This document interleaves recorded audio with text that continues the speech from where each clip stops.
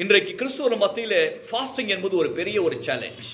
அந்த ஃபாஸ்டிங்கை நாம் எப்படி எடுக்கணும், ஃபாஸ்டிங் இருக்கணுமா, அல்ல யாரெல்லாம் ஃபாஸ்டிங் இருக்க வேண்டும், எந்த வயதினர் ஃபாஸ்டிங் இருக்கணும், எந்த டைமில் நம்ம ஃபாஸ்டிங் இருக்கணும், எத்தனை நாள் ஃபாஸ்டிங் இருக்கலாம், அந்த ஃபாஸ்டிங் இருக்கும்போது நாம் என்ன செய்ய வேண்டும், என்ன செய்யக்கூடாது என்பதை குறித்த காரியங்கள் அநேகருக்கு இன்னைக்கு ஒரு பெரிய சேலஞ்சாக இருக்கிறது. இன்னைக்கு அதை குறித்து இன்றைக்கு பரிசுத்த ஆவியானவர் ரொம்ப தெளிவாய் நம்மோடு கூட பேசுவார். இந்த வீடியோவை மற்ற ஃபாஸ்டிங் இருக்கிற உங்கள் நண்பர்களுக்கும் மற்றவர்களுக்கு நீங்கள் அனுப்புங்க. அது உங்களுக்கும் ஆசீர்வாதம், மற்றவர்களுக்கும் ஆசீர்வாதமாக இருக்கும். Please share this and subscribe.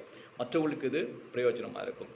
Fasting இருக்கிறது குறித்து ஆண்டவராகிய இயேசு கிறிஸ்து என்ன சொல்கிறாரு, பழைய ஏற்பட்ட காலகட்டத்தில் ஃபாஸ்டிங்கை குறித்து என்ன சொல்லப்பட்டிருக்கிறது. ஓல்ட் டெஸ்டமெண்ட்டில் மோசே ஃபாஸ்டிங் இருந்தார் 40 நாள், எலியா ஃபாஸ்டிங் இருந்தார் நாம் பார்க்குறோம், எஸ்தர் இருந்தாங்க, நெகேமியா இருந்தார், இப்படி அநேகர் நாம் குறித்து நாம் பார்த்துட்டு வரோம். ஆனால் புதிய ஏற்பாட்டில் ஆதி திருச்சபையானது அது உபவாசித்து தான் எல்லா காரியங்களும் அவர்கள் ஆரம்பித்தார்கள். ஆண்டவராகிய இயேசு கிறிஸ்து என்ன சொல்றாரு, மத்தேயு 6ஆம் அதிகாரம் 16வது வசனத்தில் ஒரே ஒரு லைன் மட்டும் நான் உங்களுக்கு சொல்ல விரும்பப்படுறேன்.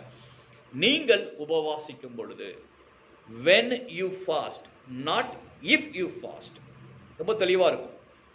when you fast, நீங்கள் உபவாசிக்கும் பொழுது. அது கட்டாயமான ஒரு கட்டளை ஆண்டவராகிய இயேசு கிறிஸ்து நமக்கு கொடுக்கிறாரு பாருங்க, நீங்கள் உபவாசிக்க வேண்டும். அப்ப நாம் உபவாசிக்கணுமா உபவாசிக்க கூடாது என்கிற கேள்விக்கு கர்த்தர் பதில் சொல்கிறாரு, you have to fast. அதுனா when you fast, நீங்கள் உபவாசிக்கும் பொழுது அப்படின்னா அது உபவாசம் கிறிஸ்துவ வாழ்க்கைக்கு தேவை.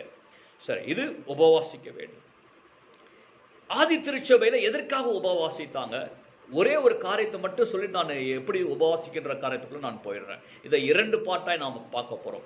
தயவுசெய்து இந்த வீடியோவை நீங்க ஸ்கிப் பண்ணாதீங்க, முழுவதுமாய் பாருங்க.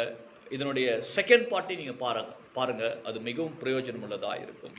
ஆதி திருச்சபையில ஊழியத்திற்காய் ஒரு மனுஷர்களை அபிஷேகித்து அனுப்புவதற்கு முன்பாக அவர்கள் உபவாசித்து ஜெபித்தார்கள். ஆக்ட்ஸ் சாப்டர் 13 verse 2ல இருக்கும், ஆக்ட்ஸ் சாப்டர் 14 verse 23ல இருக்கும். ஆதி திருச்சபையில உபவாசி ஜெபித்து தேவனை தொழுது கொண்டார்கள் திருச்சபையில. அப்ப ஆதி திருச்சபைங்கிற போது நமக்கு ஃபவுண்டேஷனா இருப்பது ஆதி திருச்சபை. நம்முடைய பெந்தகோஸ்து தினத்திலிருந்து ஆரம்பிக்கப்பட்ட அந்த திருச்சபையில உபவாசம் இருந்தது, ஜெபம் இருந்தது, ஆராதனை இருந்தது. ஆகவே உபவாசித்து எல்லா காரியத்தையும் அவர்கள் செய்தார்கள். எந்த காரியத்தையும் செய்வதற்கு முன்பாக அவங்க உபவாசித்தார். நம்முடைய ஆதி பிதாக்கள், ஆதி திருச்சபையில் இருக்கிறவங்க, அப்போஸ்தலர்கள், அவருடைய 12 அப்போஸ்தலர்கள், இப்படி எல்லாருமே ஆதி பிதாக்கள் என்று சொல்கிற ஏர்லி சர்ச் ஃபாதர்ஸ் என்று சொல்லப்படுகிறவர்கள் எல்லாமே உபவாசித்தார்கள். நாம் வேதத்தில் நாம் வாசிக்கிறோம். முக்கியமா சரி, அது ஆதி திருச்சபை காலத்தில் போனப்பட்டது. இந்த காலகட்டத்தில் உபவாசம் செயல்படுகிறது, ஆமாம் செயல்படுகிறது. ஒரே ஒரு இன்சிடென்ட் மட்டும் சொல்கிறேன். ஜான் நாக்ஸ் என்கிற ஒரு பெரிய ஒரு ஊழியக்காரர், அவருக்கு இந்த குயின் மேரி என்கிற அவங்களுக்கும் அவருக்கும் பயங்கர ஒரு முரண்பாடு இருந்தது. இவர் அந்த கிறிஸ்துவை குறித்து இவர் பிரசங்கிக்கிற அந்த காரியங்கள் அவருக்கு விருப்பம் இல்லாது இருந்தது. இயேசு கிறிஸ்து மட்டுமே தேவன் என்று அவர் பேசுவதை அவருக்கு விருப்பம் இல்லாது இருந்தது. ஆகவே அவரை மிகவும் எதிர்த்தார்கள். ஆனால் அவங்க ஒரு வார்த்தை சொல்றாங்க. அவருடைய லைஃப் ஹிஸ்டரியில் நீங்க படிச்சு பார்த்தீங்கன்னா, இங்கே ஜான் நாக்ஸ் அவருடைய லைஃப் ஹிஸ்டரி, பெரிய ஊழியக்காரர். அவர் படிக்கும்போது அந்த ராணி அவர்கள் சொன்ன ஒரு ஸ்டேட்மெண்ட்டை நான் உங்களுக்கு சொல்றேன். அவங்க சொன்னாங்க, எனக்கு ஸ்காட்லாந்து ஆர்மியை காட்டிலும் ஜான் நாக்ஸ் அவர்கள் உபவாசித்து ஜெபிக்கும் பொழுது என் உள்ளம் நடுங்குகிறது, நான் மிகவும் திகிலுக்குள்ளாக ஆகிறேன் என்று சொல்றாங்க. யாரு? ஜான் நாக்ஸ் அவர்கள் உபவாசித்து ஜெபிக்கிறாங்க என்று அவர்கள் கேள்விப்பட்ட உடனே, இங்கே ஸ்காட்லாந்து ஆர்மியை காட்டிலும் அவருடைய உபவாச ஜெபம் என்பது என்னோட உள்ளத்தில் பயங்கர ஒரு நடுக்கத்தை கொடுக்கிறது, நான் அந்த ஜெபத்திற்கு உபவாசத்துக்கு நான் மிகவும் பயப்படுறேன் என்று அந்த ராணி அவங்க சொல்லியிருக்கிறாங்க. அது மாத்திரமல்ல, இங்கே ஃபாஸ்டிங் அப்படின்னா என்ன அப்படி பார்க்கும்போது, தேவனுக்கு முன்பாக நம்மை தாழ்த்துகிற ஒரு காரியம் தான் இந்த ஃபாஸ்டிங் என்ற ஒரு காரியம். If you are fasting for the first time, நீங்கள் முதல் முறை நீங்கள் ஃபாஸ்டிங் எடுக்கிறீங்க அப்படின்னா, நீங்கள் ஒரு மீல் அல்லது 2 மீல் நீங்கள் ஸ்கிப் பண்ணலாம். முதல் முறை நீங்கள் ஃபாஸ்டிங் எடுக்கிறீங்க அப்படின்னா. ஆனால் அதிகமான தண்ணீரை நீங்கள் குடிக்கலாம்.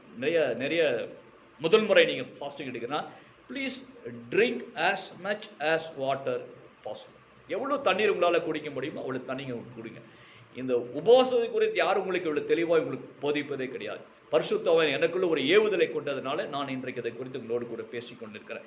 ட்ரிங்க் மோர் வாட்டர்ஸ். அது மாத்திரம் கிடையாது, பொதுவாக முதல் முறை நீங்கள் உபவாசம் இருக்கிறீங்க அப்படின்னா காமனாய் நடக்கிற ஒரு விஷயம், ஃபர்ஸ்ட் டைம் உபவாசம் இருக்கிறவங்களுக்கு தலைவலி ஏற்படும். அதுக்காக நீங்கள் பயந்துராதீங்க. கர்த்தர் உங்களோடு இருக்கிறார். உங்களுக்கு கர்த்தர் பலனை கொடுக்கிறார். You will experience headache. ஆனால் அதை பற்றி நீங்கள் கவலைப்படாதுங்க. அதனால் ஏன்னா உங்களுடைய பாடி ஃபுட்டை நம்ம வித்ட்ரா பண்ணும் பொழுது அங்கே என்ன நடக்குமோ, அந்த பாடியில் சில டைஜஸ்டிவ் சிஸ்டம் அங்கே ஒர்க் பண்ணுவதற்கு அங்கே எந்த ஃபுட்டும் இல்லாத பொழுது அங்கே என்ன நடக்கும், நம்முடைய அதுக்கான அந்த டென்ஷன் நம்முடைய தலையில் அந்த டென்ஷன் ஏற்படும் போது அங்கே தலைவலி ஏற்படுவதற்கான வாய்ப்புகள் அதிகமாக இருக்கும். எல்லாருக்கும் ஏற்படாது, ஒரு சிலருக்கு அந்த காரியங்கள் ஏற்படும். ஏன்னா அந்த காஃபின் என்கிற அந்த டீ காஃபினை நீங்கள் ஸ்டாப் பண்ணும் பொழுது அதனுடைய அந்த டென்ஷன் ஆனது தலைவலி கொடுக்கும். பயப்படாதீங்க.